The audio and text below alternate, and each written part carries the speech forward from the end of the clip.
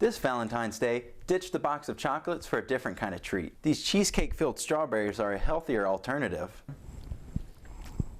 And they taste good, too. The principal says this is a tradition the students participate in each year, and they also take time to honor the teacher who started the tradition 8 years ago. A spokesman from the city of Wilmington says this road is privately maintained, but businesses say the problem has continued to grow over the past 10 years. John, it's going to be a good old-fashioned showdown between Ashley and Laney here tonight. Let's see how they do. Brunswick County deputies are now using naloxone. It's a drug that can actually be used to counteract drug overdoses. To use it, simply take off this outer casing and press on the inner thigh. Blood in the water, coming over with the whitewash. That's how one witness described the scene on the beach that day at Oak Island. I saw what was left of what he had. A 16-year-old boy's arm was gone, severed just below the shoulder, by a shark. They said the head was about that big. That shark, or another one, no one really knows, bit a 12-year-old girl, severing her forearm. Both of those victims did sustain life-threatening injuries.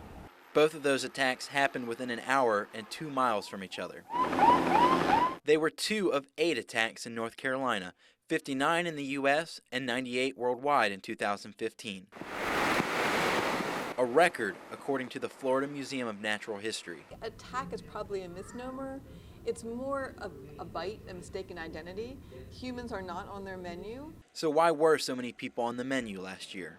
Fort Fisher Aquarium Director Peggy Sloan has some reasons. We had warmer water, we had saltier water. We believe that the high visitation, people were in the water at the same time that sharks were feeding more. Despite this, Sloan says that sharks are absolutely necessary for the survival of the ocean. Very important ecosystem architects, that our oceans would collapse without sharks, and they deserve our respect and our protection much more than our fear. And even though it was a day filled with fear for Hunter Treschel and Kirsten Yao, the 2 teens attacked in June, they're both moving on. Nothing I can really do except focus on the future as best they can. We'll do trial runs, like he just went and hit it, so I get to go see if I can find it. It might look like some kind of metal detector, but what it finds is far more precious than any metal. Louder? For Brunswick County Sergeant T.K. Now, it took about a minute to show how it works. Brunswick County Sheriff John Ingram says it's providing immeasurable comfort to families in Brunswick County. I think it's truly important that, if you have someone, a loved one that you're concerned about wandering off, it will get you involved in a program and hopefully save a life, because that's what it's all about. It is called Project Lifesaver. It's a bracelet designed for those with cognitive disabilities who are more likely to wander away from their caregivers. Ingram says the bracelet works by emitting a special radio frequency. That means the missing person's signal won't be lost even where satellites won't reach, reducing search time for missing people from days or hours to about 30 minutes. And guess what? It's free. That, again, is funded through donations and completely free service to our citizens. Because for those whose loved one wanders off, every minute matters.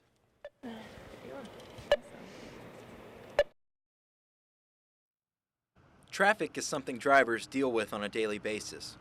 But some Brunswick County drivers are taking extreme measures to avoid that traffic on the causeway. I've seen people kind of push people off to the side, pass on the right, weave in and out. Susan Stevens says incidents like that happen all the time.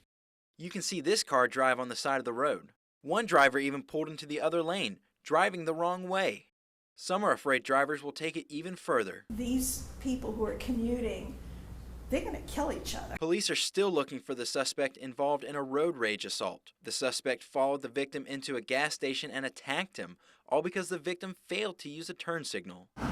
Stevens said the construction along the causeway just makes the traffic worse. And even at 3 o'clock in the afternoon, you have to sit and wait for about an hour. Even this ambulance is having trouble navigating through the traffic. Leland Police Chief Mike James says the end is in sight, however. I guess I can promise that things will be better once 2017 rolls around and I-140 and the causeway is finished. Progress is extremely slow, and I don't see what the plan is in the end. Until construction is finished, drivers like Stevens will just have to hold on and hope for the best.